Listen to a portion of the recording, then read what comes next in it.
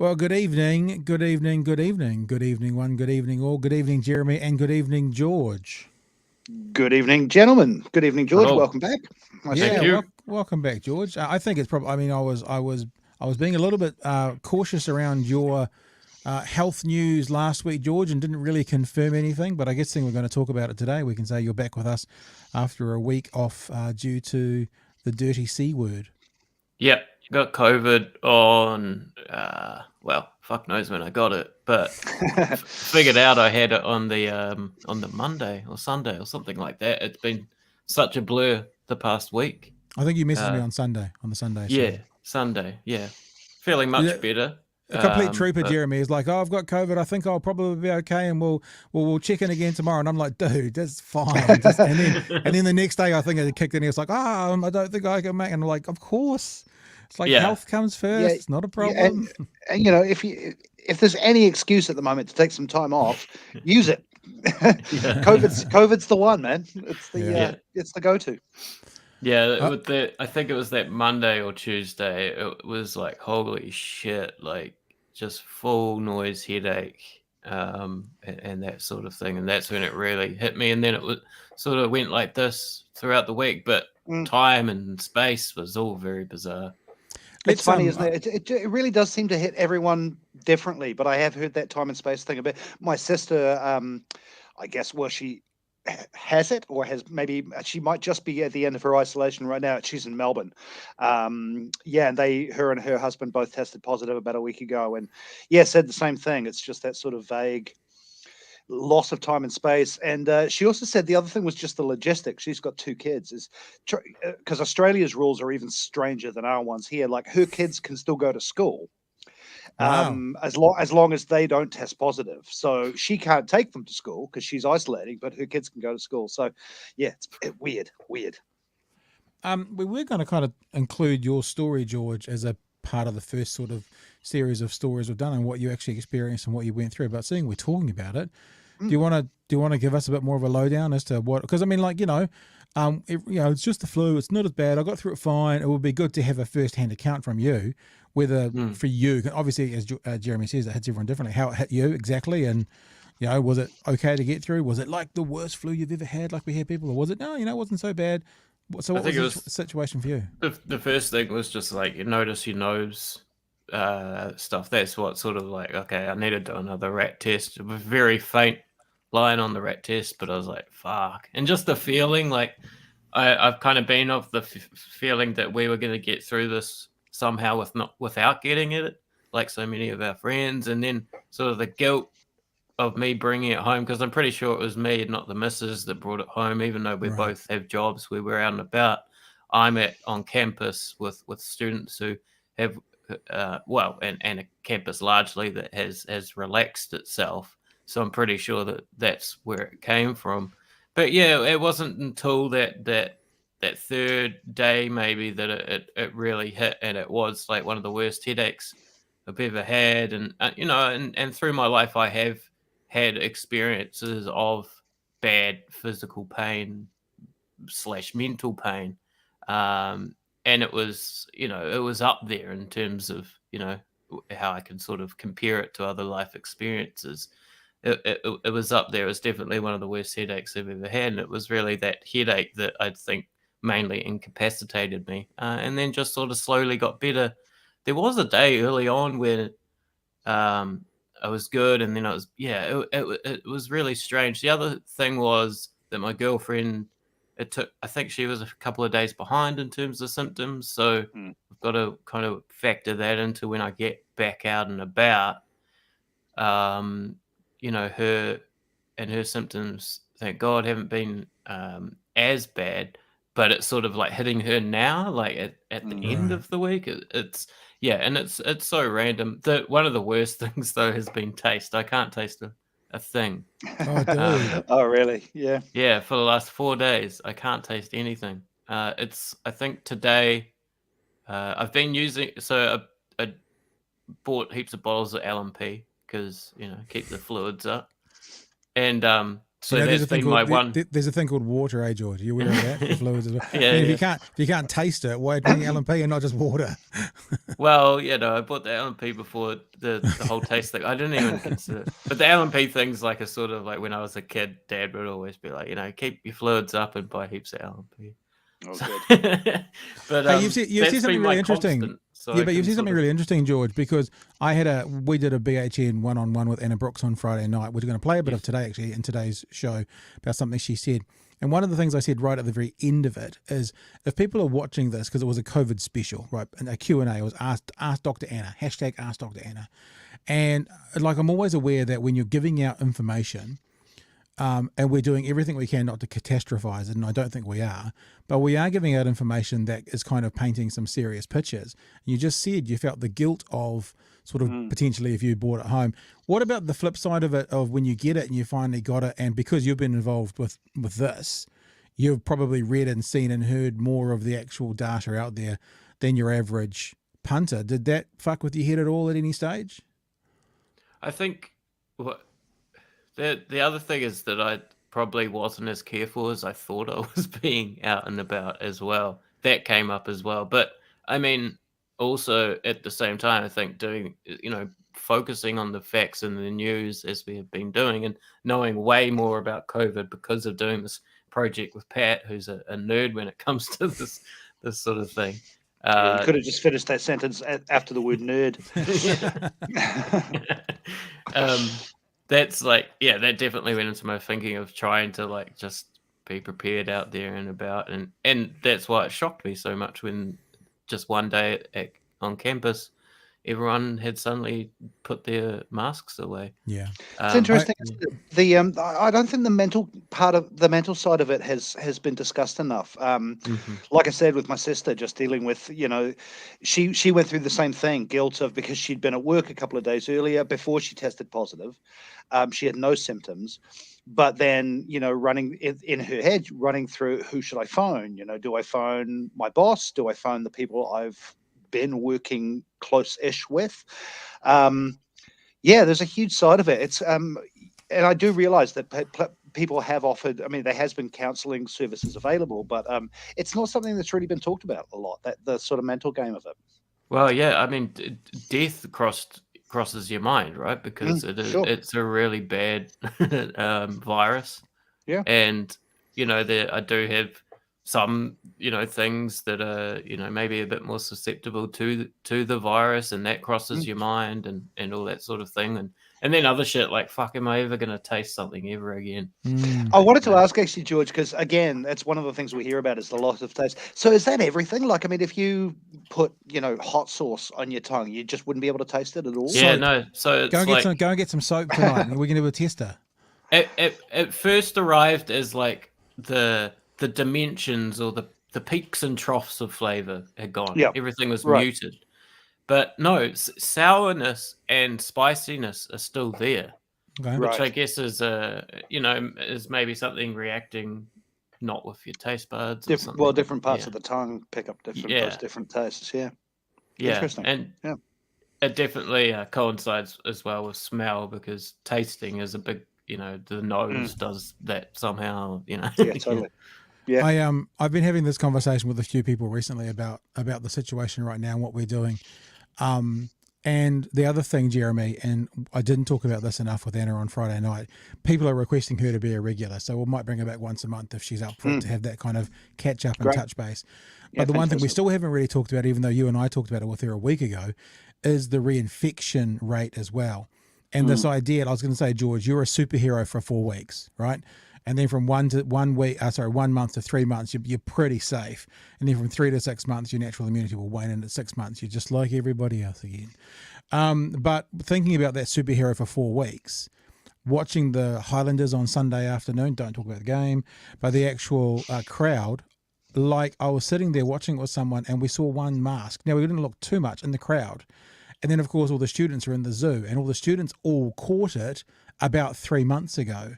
And I'm like, and again, not wanting to catastrophize, because the numbers were good today, which we're going to get into, albeit perhaps inaccurate. But it seems that people aren't talking about the reinfection rate. and they aren't talking about the seriousness of Omicron. They're talking about it being mild. The thing that I've decided to do, and I'm doing it week by week, because if the numbers are 50% better in 2 weeks, then I'll change it. But my plan, and I'll put it out there so everyone will know, is if you come to my house, you're wearing a mask or taking a rat. I had someone in my studio, 10 days ago, and I said to them, mask or rat, and they went, rat. They took their rat, and we hung out in the studio with masks off. It was great. I took one as well. And I'm not going to go to places that are inside where everyone has their masks off. So I'm not going to do cafes and restaurants just for the time being.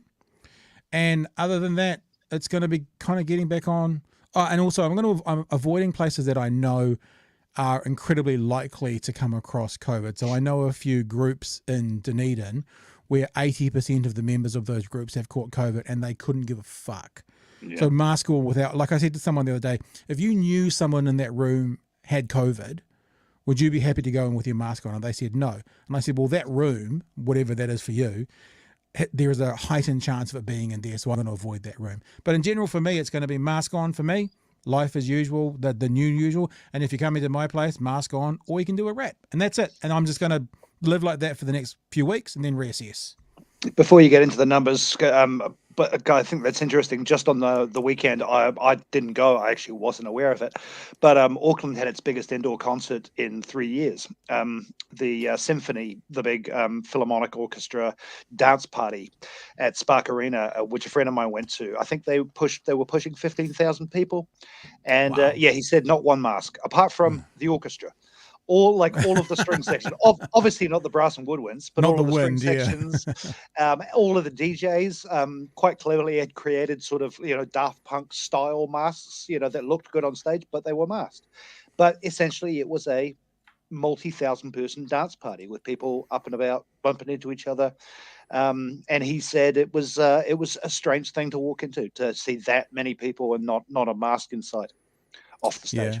Yeah, and look, we'll start to talk about some other things because, yay for us, we're talking about measles and monkeypox as well. Mm-hmm. But I think you're seeing schools, and Jeremy, you and I have railed about schools, and we did it with Dr. Anna Brooks the other day. Yep. There are schools in Auckland going back to mandating masks. Why?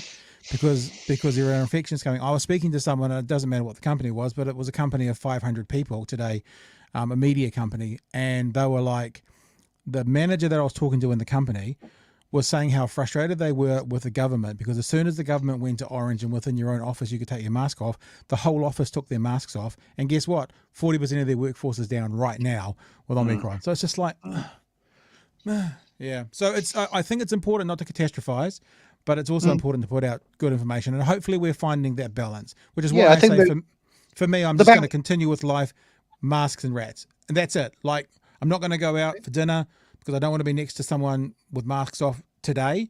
Might be different next week, but today. But as for the rest of life, masks and rats, and life goes on. Fair enough. All right. Now, not to get into a heavy and depressing topic already, but monkeypox, which sounds kind of cute and fun. Oh, really? I think anything with pox in it just immediately loses its cute factor pretty quickly.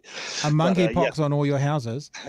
This is just a freeze frame from a TVNZ item. I'm not going to play this video, but just so people can see what it is. First identified by scientists in 1958. 1970 saw the first human infection.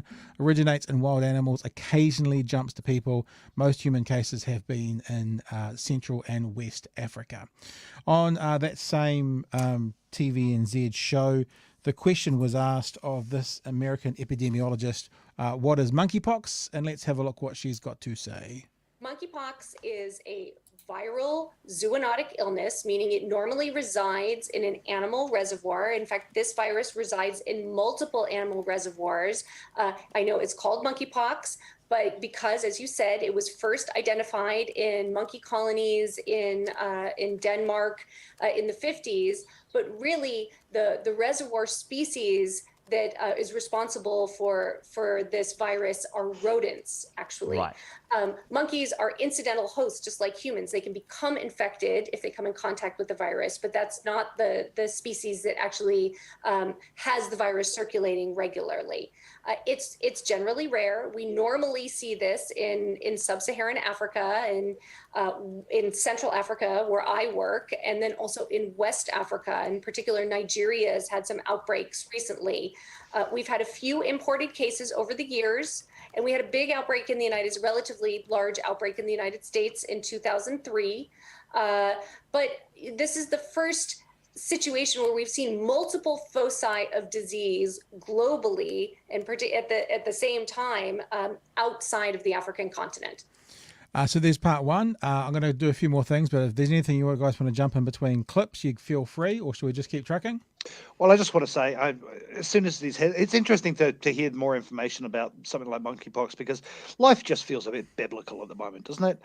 It just sort of feels like, one plague comes, another one goes, and then another one turns up. But yeah, interesting. It's yet another illness that's jumped from animals to humans. It's a recurring thing. It's been going on well before COVID, but obviously COVID was one as well. Anyway, sorry, I'll let you carry on. But yeah. No, it's fine, because the other thing about it is, and I'm not going to say what the misinformation that I heard was, because I don't feel like being a source of continuing on, but I heard some misinformation about it, claiming of its serious nature. But we get into this next question with Maddie and the epidemiologist, where they're talking about should we be worried. But it seems that in general, it's not a concern like COVID is. No. But it still is a communicable disease. It's not as catching, but it's still from close contact. So the question was, should we be concerned about this? I think we should all be concerned globally. This is an important virus. It's the most important pox virus since the eradication of smallpox. And when we see viruses starting to behave differently, we ask a lot of questions. Is there something different with the virus? Is there something different with human behavior? Is there something different in the ecology? Is it becoming more transmissible? Is it going to have more severe disease associated? We don't have answers to those questions right now. So it's important to be concerned. We don't need to be alarmed. And there's a very important difference there. We need to be concerned when we see diseases changing their behavior or popping up in places we're not normally expecting them. But it doesn't mean we have to be, we shouldn't be panicking. It feels a little bit to me. I remember, doing a radio talkback show. And it might have been 2011, 2010, whether that was bird flu or SARS or whatever. And it feels a bit like that there was this thing out there and it was making big news headlines, but it wasn't as serious as perhaps the media hype around it was. Now, I'm not an epidemiologist, but her word was should be concerned but not alarmed. So I think that's something to keep an eye on, but let's not take our eye off the ball. Let's not make all the headlines be about monkeypox when there's still other things that need to be taken care of in the background, so to speak. I think it's sort of an interesting one for me that one of the things that has put this on the WHO's radar is the fact that as far as, well, certainly at the last thing I read, they haven't managed to find travel links from the people who are getting this virus. There's not a direct link. Like the two cases in Australia that were mentioned on screen there haven't traveled to sub-Saharan Africa in recent days. So that is sort of interesting. If the virus is kind of, but like you say, again, the indication is it's not airborne like COVID. It is close contact, as in physical close contact. They haven't tracked down the global network of monkey fuckers yet. Yeah. Well, yeah. Oh, George, we've missed you. Yeah. George, we've missed your insight and your commentary. Yeah. No, I mean, I definitely agree. Like it sounds like that woman saying it's for me to be concerned about and everyone else can sort of chill out. So. I think that's the interesting thing about it, actually, is I think on a scientific level, it's something concerning because it's an odd behavior for a virus. But on a day-to-day level in our lives, no, it's not something we have to close the borders to at the moment. And look, here's the thing that I wanted to have anybody ask. I wanted Maddie to ask this question or anybody else. And even though it doesn't say it right here, what's behind the spike in cases, this doesn't actually answer that. doesn't actually answer what's behind the spike in cases. I mean, there are answers to what's behind the spike in cases for measles, which we'll have a look in, very quickly at the end of what we're talking about now. But I think it's an interesting and important thing to look at how the media is treating this.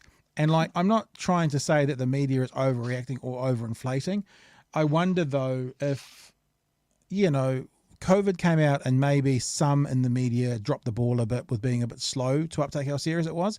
And I wonder if this is a bit of an overcorrection. Just my thoughts. So this is One News put together a bit of a series of stings as to how it's being reported all around the world. Have a listen. Monkeypox could have a massive impact. Second case of monkeypox in the U.S. Concerned about the growing number of monkeypox. Monkeypox fears are fueling news headlines. And with COVID barely in the rearview mirror, there's a sense of deja vu. So, I mean, I guess at some stage, we're going to get onto the barely in the rear vision mirror. Trust me, we're going to get onto that. But I don't know what reporter that was, but that's a shocking statement, in my opinion. But, at one stage, it was the first case of COVID in America. So I don't want to poo-poo. There's 2 cases in America. But hearing from the epidemiologist that it's concerning, not alarming, hearing from the epidemiologist that it's a lot harder to catch, I do wonder if there is, here was the last pandemic, here's the next big headline, here's the next politician's sex scandal, let's get it out there as much as we can. A little bit. It'll be the same with the WHO as well, right? Sorry, Jimmy. It'd be the same with them, is that they're hyper aware of it. They got more funding to look at it. They don't want to drop the ball again on anything. They're just generally more interested in these exotic diseases. I think there's also just a very basic thing with the media, which is the media gets bored with telling the same story every now and again. I'm speaking from experience from working there, is when you have a story that goes on for a week, it gets harder and harder to come up with a headline for it. And COVID's been going on for, coming up on 3 years. And, it's getting really hard to get people's attention with a grabby headline. A new disease with a catchy name, bingo. I mean, that's media gold right there. So there is an element of that. I'm sure there's an element of that in it as well. Yeah, that's a really interesting point. I not this product, but my other podcast product. I actually did a podcast in the weekend with Tom Much from Ukraine. So I did like a full kind of 70 minutes with him. Actually, we talked about Ukraine almost the whole time. It wasn't what it was supposed to be. We were going to just have a general conversation, but it's very difficult when he's sitting in Ukraine not to talk primarily about Ukraine. Of course. But one of the points I made to him is we haven't covered Ukraine for a month. Is it becoming yesterday's news a bit, even though it's still raging on? And he went, in the TV world, it is. But the print world, it is not. And I thought, I wonder if that's because in the TV world, it's this is happening now. Whereas in the print world, someone can take a month to write a long essay and then it can be read by someone over a few days. It doesn't have the immediacy. And I wonder if when you get anything coming up, like you're saying, that you can give some immediate attention to, that's one of the reasons that they lead it. Look, you just have to look at any election coverage anywhere in the world, but particularly the US elections, where, go back a couple of generations, generally the election results in the US were known on the day or maybe a couple of days later. But also you were dealing with a 1 hour news broadcast every night, similar to what we have on free-to-air TV here. These days, you've got a 24-hour news cycle. You've got competing networks who run 24 hours, and the elections take weeks, if not months. And I mean, I'm a news junkie. I'm a political junkie. Even I got bored with flicking on to CNN during the last election because they were just trying to, every time you flicked on, they were trying to come up with some new graphic or the holograms or, something to keep people watching, when essentially what you were watching was 2% more of the vote has been counted in Iowa. Still no results. And then 7 hours of breaking down. Yeah, the news, television news in particular, is hungry. It's all about getting there first, getting there fast, having something new, and of course things do feel overblown. And for the reasons that both of you have mentioned, I think there is a bit of that sense of we dropped the ball a bit with COVID. There's a bit of sense of that was the last pandemic. Is this the new pandemic? But there is this underlying thing as well as, oh my God, thankfully we've got something else to talk about. Yeah. Yeah, and I think that might come back to that the commentary that we just heard from the reporter, having COVID in the rear vision, is barely in the rear vision mirror, like it's fucking behind us. So I thought, well, let's just address that for a second, because if there is misinformation from our public broadcaster going out like that, we better correct it. So here's an article from the ODT today. I won't go into any great details, but as you can see, in Dunedin, the COVID ward is at capacity. Doesn't feel very rear view to us. I also brought up the numbers for today. Now, look, I got to say, the numbers are looking really good. Jeremy, you and I have talked about this a few times. George, we've talked about this a ton. Apparently, I'm a nerd for COVID. Let it go. But the idea was, that plateau mark should be 5,000 new cases per day. Yesterday, there was 5,000, but there's always fewer on Sunday. If you look at the graphs, it goes down on Sunday, then it pops back up on Monday. But 6,000 today. Now, caveat to that, I was talking to a parent today. We were talking about kids who went to a party on the weekend, like an afternoon birthday party, outside with tea and cakes or whatever the kids do these days, spiked tea and hash cakes or something. But we were saying, look, they took precautions and there were some masks and stuff there and they did it outside on purpose and yada, yada, yada. But we were like, let's just keep a track on, if any one of those kids in that party goes down with COVID, then we just know to keep a bit more of an eye on it. And the point got made by this parent, well, people are just getting sick now. Kids are just getting sick now and staying home. They're not even informing the school if they've got COVID. So my caveat for this being a great number is if it's the authentic number. If everyone's not reporting, then who knows? That could be 10, 12. I mean, they did say that it could be double or triple sometimes. I'm not suggesting it's that now. I think we'd be seeing more in the community. But, my caveat is if that's the actual number. Yeah, sure. And even the reporting thing is an interesting. I mean, I had to go pick up some government supplied rats recently. And, this is purely anecdotal, but when I first did that a few months ago, even though it was simple and quick to do, there was a queue at the pickup spot. I was the only car there this time. I was in and out in 30 seconds. But then even I'm with you actually, Pat. I'm a bit of a nerd on this myself. But even I had kind of forgotten about that you get that pamphlet saying, please report every test, even if it's negative. I'd sort of forgotten about that. I've done rats for work and so on. So I'm assuming that the people I'm doing them for are reporting them. But I went, oh, that's right. Even a negative test, I'm meant to go onto my COVID, and report it. If I tested positive, I don't, it probably would have been the last thing on my mind. I would have been like you, George. I would have been like, who do I phone? What do I do? What can I get in that I'll be able to taste in a week? Do I have enough soap? But yeah, I mean, I'm sure there are people through no fault of their own who just forget to report the tests. So yeah, but I'm with you. The numbers are looking, more in line with what we were hoping they were. And if they're wrong now, they were probably wrong a week ago when we were talking about them as well. So yeah, on I mean, level, we are coming into winter, and they are talking about more cases naturally over winter. But I mean, I just, like I said, without catastrophizing and giving it information, you got to be happy. It's like I was talking to someone about doing rats the other day, and they're like, well, but you could, it doesn't really tell you everything. And I'm like, but they're the only tools we've got. Yeah. So if we don't have any other tools, well, it's that or nothing. Like these are the only numbers we've got. So it's these numbers or nothing. And if they were, as you were saying, I guess, Jeremy, if they've been wrong all the way through, like I've got a thermometer that we think is out by about 1 degree when you test your kid's forehead. Yeah.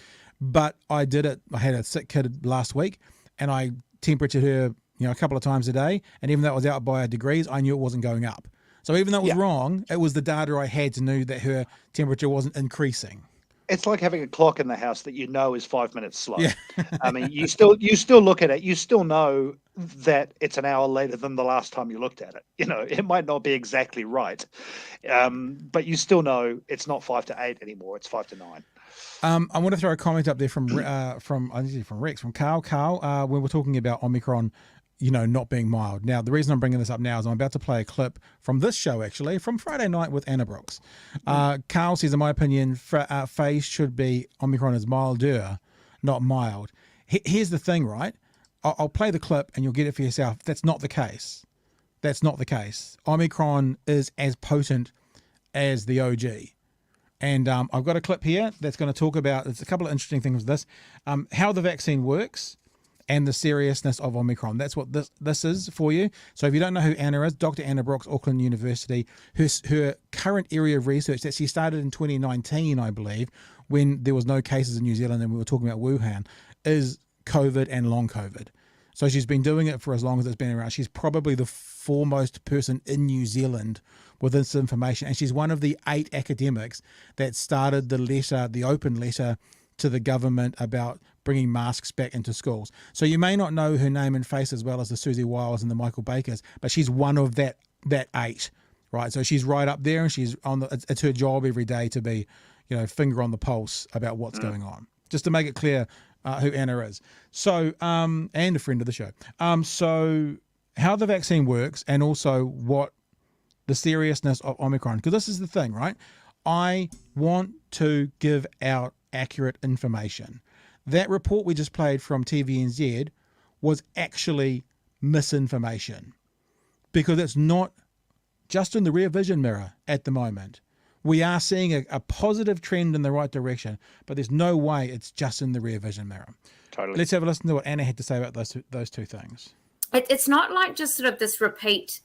It's not like taking another dose of a medicine. When you're getting repeat vaccinations, it's rounds of training. You're training your immune system. So the first time is like, oh yeah, okay, I'll do better next time. The next time is like, oh, okay.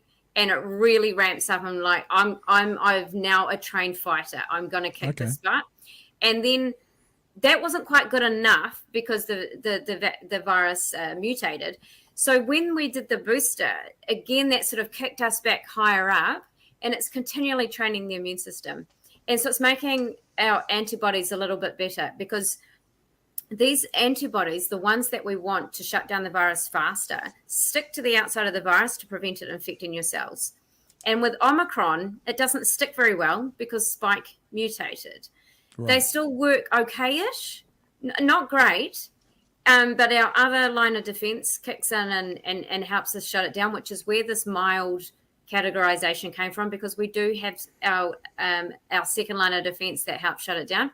But even with the 4th dose, like where countries are rolling that out too, it's retraining each time just so that they're a little bit better to shut the virus down. So it's got nothing to do with it being ineffective. The virus is evading it. Like that's it's doing that, but it's not completely evading it, because we know that, because a study came out that categorically said Omicron is no milder than original variants. It's just off the back of immune priming, which means either constant exposure or vaccination. We'll leave it there, because you don't need to hear the big hairy fucker share his thoughts. But what she's saying is it's as serious, it's as potent, it's as dangerous, but because we're vaccinated, or because people have antibodies in their system from having COVID, it hits us in a more mild way. This is not being talked about. And we go on, and this is a little bit about what the media is saying. We go on in this conversation to talk a little bit about the public were done a disservice by having that phrase ever come out. Like that, this is a milder version. That was a disservice done to us, and that potentially is damaging to what we're going through, for the past 4 or 5 months with Omicron. Yeah, 100%. And I think, there's been several of those. Going right back to the beginning of this show, when we were talking with you, George, about getting COVID and how people said, "Oh, it's just like a flu," "It's like a flu." You kind of forget that the flu certainly still does, but it wasn't that long ago that the flu killed a lot of people every year. What's changed is that modern medicine's gotten better. And in a way, that's what's going on with Omicron as well. Is that we've got the vaccine in the community now. People, even those who haven't been vaccinated, potentially have developed some antibodies because it's been around so long. It doesn't mean that the illness isn't still powerful. It means that we're just better prepared for it. We're in a better position than we were in the end of 2019. Yeah. And look, we were going to talk about the other outbreak that's going on around the world at the moment. We're not going to talk about it now because we're going to move on. But just to give it its mention, Measles are also spiking globally at the moment. It's said that this is for a number of reasons. One is that people haven't been getting vaccinated from measles because they haven't been going to their doctors because of COVID. The second is the rise of people fighting back against vaccinations. Vaccines, yep. And the third is the global. I wouldn't call it a global shortage. I don't want to. Again, I've used this word twice already, but catastrophize that. But the war in the Ukraine and other things going on, supply side issues because of COVID, has made the measles vaccine not quite as readily available as it once was. But again, now we're seeing that on the horizon as well. Just to to mess with us a little bit more, just for fun, just to mess with us. Like I say, it's biblical. So anything else you guys want to wrap up with that, George? Before we go on, I mean, you are the expert here, George. You are the petri dish that can give us any insights into what we've just talked about, or else we can move into the other stuff as well. No, I mean, I'm sure there's some grand insight into the human condition that I came across at some point in the last 7 days, but I lost it somewhere along the way. So maybe in the future. Yeah, probably. Right. It's sitting around with your sense of taste somewhere. Yeah. We can talk a little bit. We've got like 2 or 3 other things, but we can probably just give these 5-10 minutes each max, and then we'll be done, because there's not a heck of a lot to say. I mean, do we congratulate, or should we just acknowledge congratulations to Australia for getting rid of Pauline Hanson potentially? It's not guaranteed yet. Congratulations to, I guess. It's really interesting that I don't think there's been a Labor government in Australia. I think it was since 2006. 2008, 2004. I can't believe that country's been under a conservative government for so long. When every other Western country, now this is controversial, but there's easy ways to back it up. Every other Western country, especially colonized Western country, seems to be a country that is, the population are more left than right. And you can look at the numbers, for example, of the popular vote in America, and since 1996, the right's only won it once, but the right seem to be more better at doing politics, and the left seem to be more apathetic. So, to me, my observation of the Western world is countries' citizens are typically lean left. Countries' politics are 50-50. So saying that they're 50-50, having it been like 15 years to have Labor get back in Australia is just remarkable. Yeah, and I mean, I do think there's going to be, maybe not in Australia, but certainly there's a lot of people banging the go Australian Labor drum over here who are going to get a bit of a sharp shock when they realise that Australia's version of the Labor Party and ours are quite different. Yeah. I mean, the Australian Labor came out before the election and basically, said on the record, nothing's going to change in their immigration policy. Nothing's going to change with the detention centres. But having said that, it's, I mean, the only, I guess the thing on a, slightly selfish note is we do have a tendency, our governments quite regularly have been diametrically opposed to those in Australia.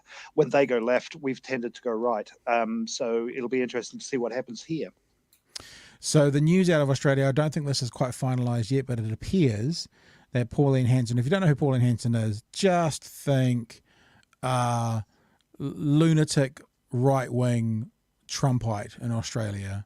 Yep. I think it's called One Australia or something, like, One Nation. One Nation. It's like, and basically what she's saying is white Australians who have been there for 100 years should be prioritised over everybody else. That's basically her party, in my honest held belief, my honest held opinion. No suing. And there's a lovely irony that she seems to be about to lose her spot to the legalised cannabis party. There is a bit of a conversation now. Is this actually a vote from some Australian people saying that's what they want? Is it a protest vote? In other words, it's like the McGillicuddy Serious vote in New Zealand that it used to be? Or is it a bit of both? Probably truth is it's a bit of both. But yeah, Hanson could be gone thanks to the guys who want to legalise dope. Just to quickly advertise, tomorrow night, 10:15, we'll have historian Tyler West on to talk about the Aussie election a bit more in detail, and maybe we'll ask him that question about the Labor Party in Australia and their sort of, I mean, it's Kevin Rudd's the last one, right? I wonder. Yeah. Sweet. Yeah. Let's have a couple of comments. Australia has a history of longer-term governments, e.g. John Howard, Hawke, Keating, Fraser, etc. Has been voted out before. Oh, Hanson, yeah, she's been out once, hasn't she? But like Winston has made comebacks. Yeah, you should never say Yeah. coming back on the same sentence as Pauline Hanson. In my Plus, they myself. do also have longer parliamentary terms, don't they? They're a 4-year term in Australia, as opposed Yeah. to I us. think so. We're a real outlier with our 3-year terms. I think furthering what you said, Jeremy, the one thing I've kind of heard the Prime Minister here say about the relationship is straight away she's asked about deporting New Zealanders back to New Zealand, well, Australians back to New Zealand who are like 501s, yeah. born here and went over there after 6 weeks and so have no knowledge of New Zealand. And she said, we've never asked for that because we deport people too, which I guess is a pretty fair statement. But she also said that they would like to address the idea, my paraphrase obviously, of when they have no association or affiliation with New Zealand, deporting them back. Like if they're there, if they have their whole schooling life and and their university life and their working life and their criminal life in Australia, they've never basically been to New Zealand, to then send them back to New Zealand seems to be a bit ludicrous. And the real problem, obviously, is when those people arrive here and they have no support network here. I mean, it's not about. It kind of gets lost in the phrase. It's not about they're not really New Zealanders because they've been away so long. It's the fact that if you take someone from a criminal background, dump them somewhere with no money and no support system, their first instinct is often to go back to what they know, as it would be for any of us. It would be the same if you dump me in a country. I'd be trying to find an open mic gig somewhere because that's all I know. It's all I know how to do. And if all you know how to do is crime, and we're already seeing that happen here, unfortunately, with the rise of gangs like the Comancheros. Yeah, what you're saying makes complete logical sense. All right. The other thing I wanted to have a look at tonight, and this is sort of a little bit of last week's news, but it's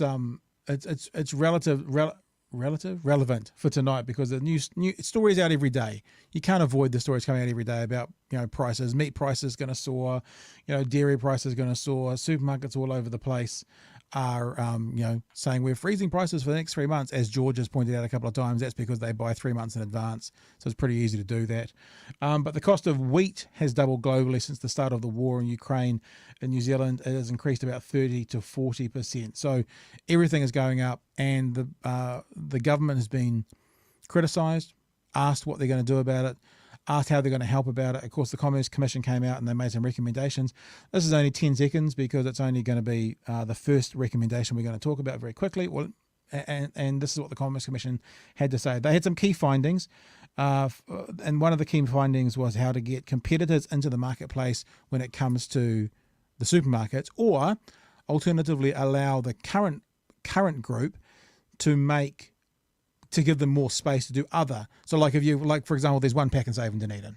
So allow Pack and there to be another one or whatever it is. So either expansion of the current guides or new entry market into the place. And this is one of the recommendations they said. First, they struggle to secure retail sites for development. And that's due to some planning constraints and restrictive covenants on land and on leases. So that's just one, right? And I know it was very quick, and then you might go, well, why'd you do that? Why's it so quick? And the reason we did it so quickly is we wanted to show that, I guess, we criticise and we ask the question so often, but on budget night, the government did something. They introduced legislation that they passed to ban supermarket chains from blocking competitors trying to secure land for new stores, a move which has been applauded. Chris Wilkinson, a specialist consultant of First Retail Group, was pleased to hear the announcement in Budget 2022 after the Commerce Commission's report on competition in the sector out in early March. Putting restrictive covenants on land to block competition was not good for consumers, Wilkinson said, and the amendment could help parties with potential to challenge the existing countdown/foodstuffs duopoly. So I wanted just to bring that out and say, I believe in being fair, and for all the times, especially around the COVID response and stuff that I guess that the show is maybe criticising the government response, there's something that we can go, well, there's the situation at the moment.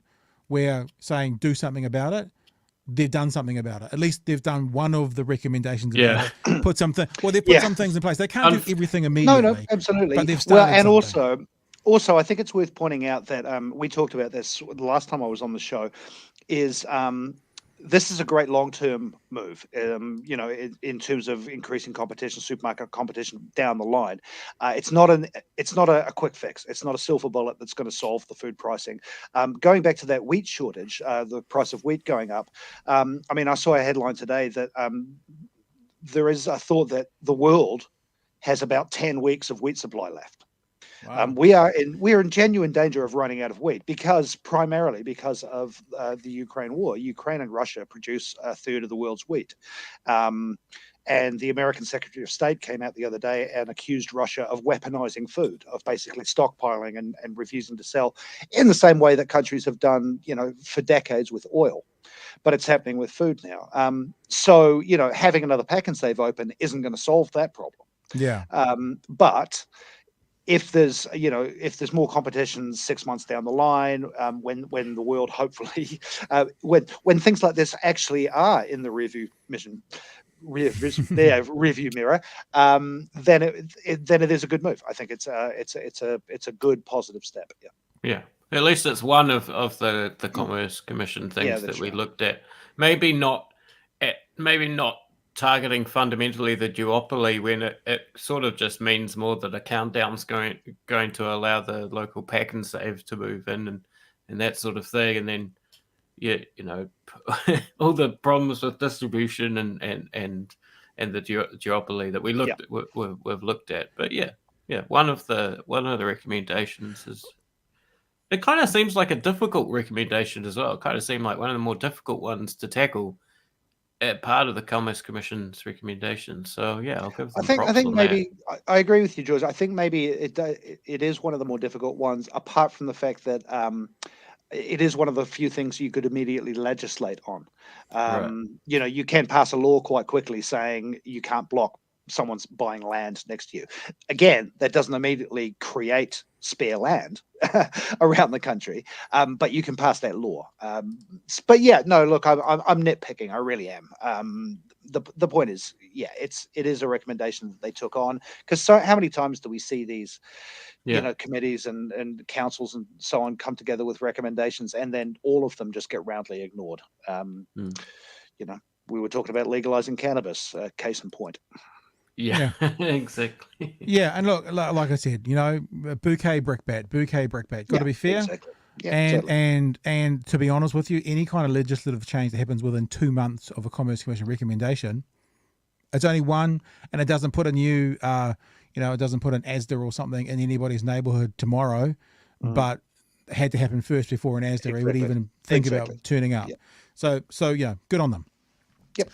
All right, we've got one more thing to talk about tonight, George. I'm going to, even though you've got a few of the things queued up, I don't think you queued up the actual original commentary that Bill Maher made, did you? The actual graph that he showed. No, I got it, but it's all good.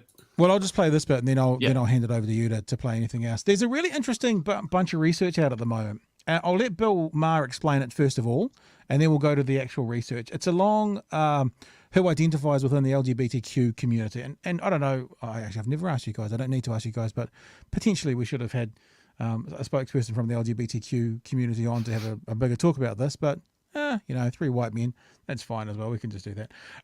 So let's have a look what was said, and then we'll have a bit of a chat about it. And if you're someone who's watching right now and you want to participate, just share your thoughts in the comments, and we'll bring you in as well. Of America seems to be roughly doubling every generation. According to a recent Gallup poll, less than 1% of Americans born before 1946, that's Joe Biden's generation, identify that way. 2.6% of boomers do, 4.2% of Gen X, 10.5% of millennials, and 20.8% of Gen Z, which means if we follow this trajectory, we will all be gay in 2054. There's the badumch at the end.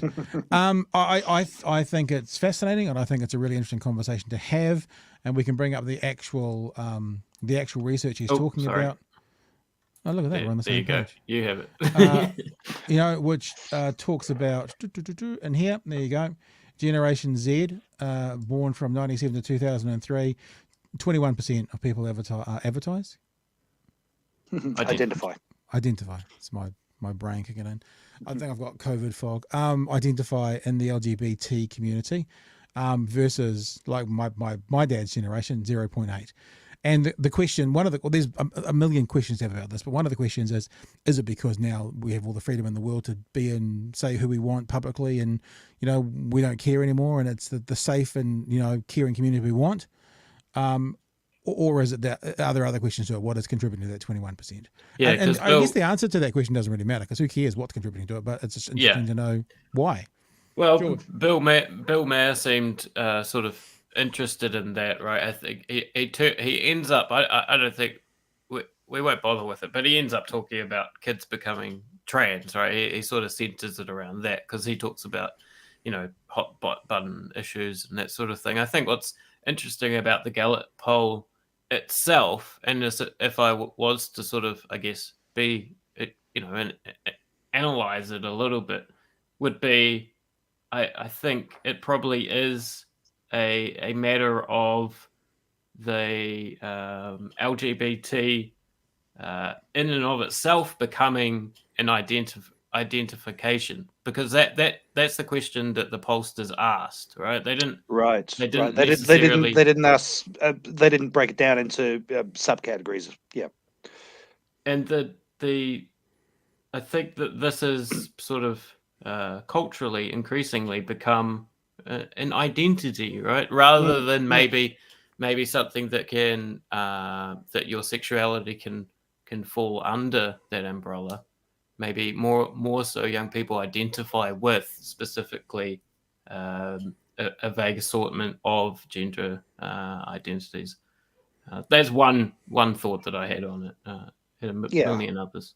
I mean, I think society has to. I mean, the change in society has to be a huge part of this. I mean, Bill Maher himself really only came out publicly, reasonably late in his career, because just being an openly gay man on network television was just not a done thing 20 years ago. It just didn't happen. Are you saying Bill Maher's gay? Yeah, I had no idea. Oh, okay. Yeah. I thought he always talked. Is he joking when he talks about dating girls and stuff? Then I literally had no idea. I mean, it shows how little I care about it, but I had no idea. Yeah, gay or bi, I'm pretty sure. Please correct me if I'm wrong. And it's just my honestly held opinion. Please don't sue me, anybody. But I mean, if you do, I mean, the generational shift. But also, I agree with you, George. I think that that umbrella has become a lot wider. It really does. And all of these are great things. These are, it's like you said, Pat. Regardless of the reasons, it's fantastic that we are becoming. I mean, we're not there yet. An entirely welcoming, open, kind society, but we're certainly a lot further along that way than we were when I was growing up.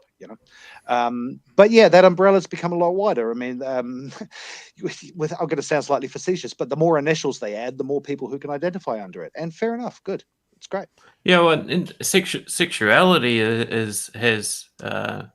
and sexual orientation themselves have totally been reconfigured differently throughout the years, right? The Greek guy who was, who's fucking the young lad, and back in ancient Greece, doesn't consider himself a homosexual, right? These things sort of mutate in different ways culturally throughout, and I guess that's why I sort of have a problem with the whole sort of, okay, it's going to go like this, and that means X, Y, and Z, right? When it's a bit more of a complex.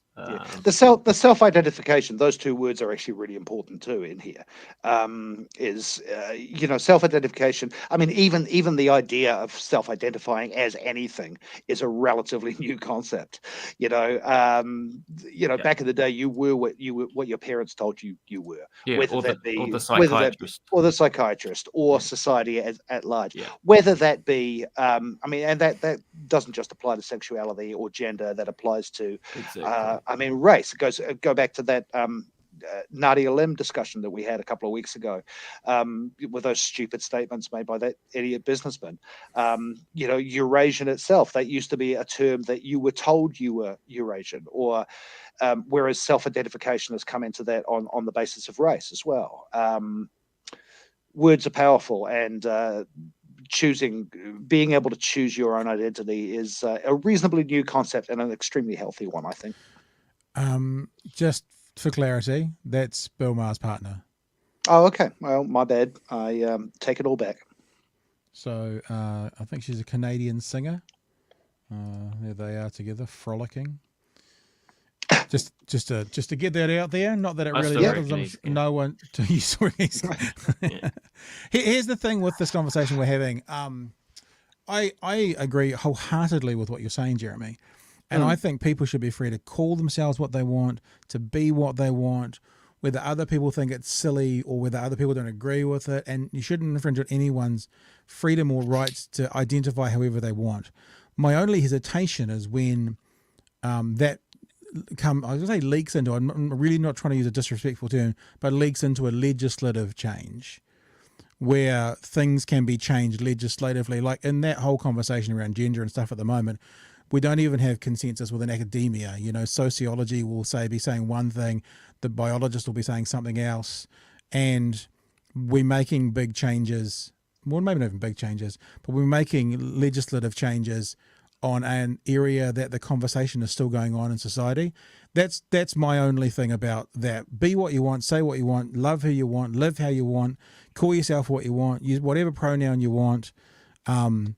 I feel like legislation always has to be fairly nailed down black and white, and it doesn't feel like that we're at that point yet with that conversation in society. That's my only kind of caveat, I guess. Yeah, I'll give you an example. The birth certificate bill in New Zealand, yeah? Now people can now identify their own sex on their birth certificate. Every biologist in the country will disagree with that, because for the past 40 years, you know, gender has been a social construct and sex has been biological. You now can identify your own biological sex. And even when that bill was passed, the I can't remember who she was, but the MP who was passing it made a speech at the end of it singing the praises of this new legislation, and she said, and now finally people can identify on their birth certificate whatever gender they associate with. And I was just like, that's not the bill you've just passed. You haven't just passed a bill for people to identify their gender on a birth certificate. You've just passed a bill for people to identify their sex on a birth certificate. And as we know, or have been told for the last 50 or 60 years, there's a difference between gender and sex. And I think that that's just an area that, because there wasn't clarity on that, even from the person who sponsored the bill, that, I mean, will it mean anything? Maybe not. It may not mean a single thing in the future, but it might. That would be my question, actually, is what difference does it make? Well, we don't know yet. And I guess the difference that might make is, for example, it would only make a difference if the numbers were massive, completely. But if, for example, there was, funding for a health area and they were doing research on the males in the country, males in the country can now be self-identified on their birth certificate. So there can be flow-on effects from that can mean that sort of thing. But like I said, people do whatever they want. I really genuinely, actually, it's more than I don't care. I support you. Do what you want. Be who you want. I just think when you come to legislation should be narrow and it should be precise. And when the conversation's not precise yet, I just wonder about, and I guess I'm asking rather than saying, are there going to be any flow-on effects from any legislative changes in an imprecise conversation that might make a change in the future? It's that's necessarily what I'm pondering. imprecise, right? There's like I've forgotten my word before. A sort of irreconcilability. Yeah, irreconcilability between the need to have narrow, precise definitions and the necessarily fluid and spectrumness of gender. I just wanted to also correct something I did before. I said that they were asking if they're LGBT, which they do. They do that blanket thing, but they do, and I knew this. I don't know why I said that before. They do break it down, yeah. They do break it down, and right. that was the other thing I wanted to say is that I think also here we see because bisexual is a huge part of this statistic. I think that there's probably a culturally a realization in the fact that maybe we're all a little bit sexuality bisexual. is on it's a on line, a spectrum, right? Yeah. Which possibly excuses me for inadvertently outing Bill Maher on TV, because I have just, and I'm just going to completely do a mea culpa here. I'm really tired, and I've just worked out what I was thinking of is when he outed himself as a pot smoker. Right. So I am completely offline. Yeah. Something today has affected your memory. Pot smoking. Is there? No, I think actually what it says about me as a person is that pot smoking, who you have sex with, it's all the same to me. I don't care. The deviants of society. You do you, Bill. You do you. Well, I think that's the thing, Jeremy. That's the message for everybody. You do you. You do you, boo. You know, love who you want, be who you want, say who you want. You know, identify as you want. I mean, the thing about pronouns and stuff, I don't give a fuck. Like, you use any pronoun you want. But if there's a legislative change that says, and this is not happening in New Zealand, so it's a little bit of a sort of, not an academic as in I'm an academic, but a theoretical conversation, is that if you then have to use the right pronoun, or there could be legal consequences, and there's 100 pronouns, then that immediately is a problem. Because you are going to get people who get caught and get trapped in that situation for the sake of it. It's going to happen. Now, I don't want to get into a debate about, I don't want to have any Jordan Peterson, people accuse me of anything like that. Sort of there, because we're debating hypothetical things that haven't happened. Well, I don't know. They're very good at doing.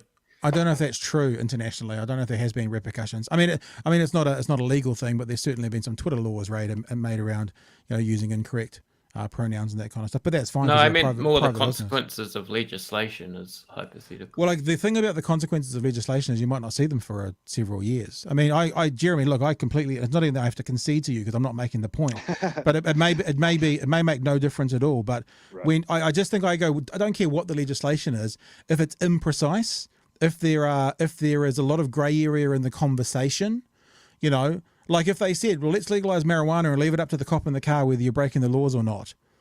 It's like that's imprecise. It's like we want to know what the micro dose you're allowed, or what limit of alcohol you're allowed to be, or what speed you're allowed to do. I think for the safety of the society, laws need to be precise, and they need to come from a precise place. That's all I'm saying. And this may make no difference at all.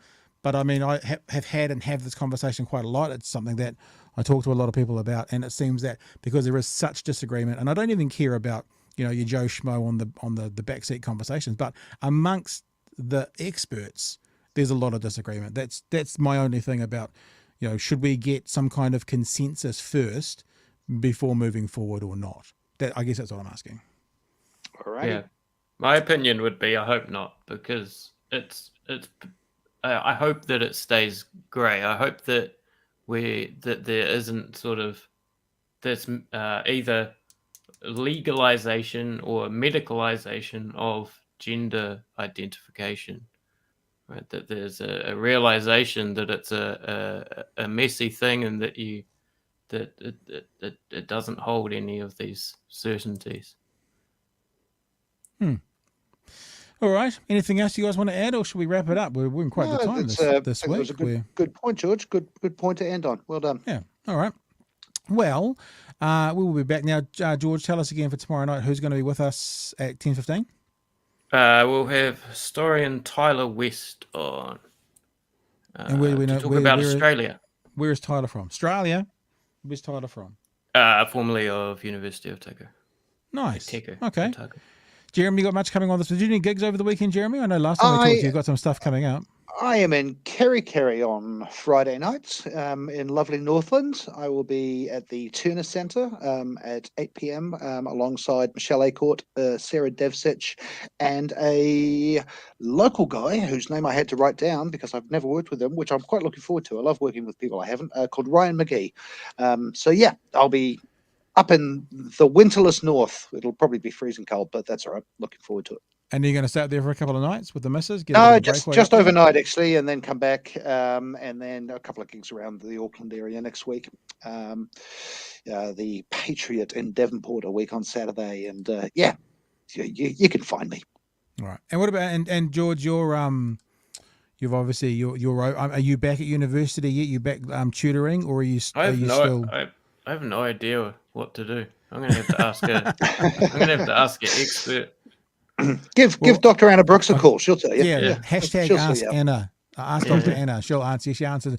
That Twitter feed went all through the weekend from our Friday night show. It kept on going all through the weekend. People asking questions and going on. This is one of the things she did rally against, I think, and the experts are rallying against. One of the things that's interesting is that a lot of the academics are now challenging the government. They're saying, can you please show us where you're getting your information from? Because that's not the information we're seeing. Where are you getting your information from? You've got people like Christopher Hipkins. Is that the right surname? Yep. The minister talking about, parents who want to wear masks and stuff, like catastrophizing the issue. He used that word. That's probably why it's been stuck in my head tonight. I'm like, it really has turned a bit of an ugly corner. And one of the points that Anna made on Friday, and I'm going to bastardize this, so people should go watch it for themselves on the YouTube channel, which we can run across the bottom, is that the government has basically said on day 7, George, you can go back to work, and they're about to reduce it to day 5. So on day 5, you can go back to work. And the point that Anna made was many people are at their most infectious point at day 5. So according to the government, George, I think your first positive test is day 0, and then after day 7 you can go back. But I've also heard you've got to be free of symptoms for 24 hours. And yeah. Well, I look at the official documentation, and it says if you're not free of symptoms, but then elsewhere it won't even mention that, but it will mention a test. And technically, I've still got symptoms, and technically, I'm still testing positive. So I don't know. Well, there's something else that I learned was we hear about people testing positive for months. Ask Dr. Anna. Said that I think with the PCR, that was quite often the case with the PCR because they're very, very, very sensitive. But with the rats, not so much. Not so much. So if you're still testing positive on the rats, you probably should wait. But you should have an expectation that the rats will show you first when you're not. But you know what, George? I know you were sick last week. Go and watch the episode.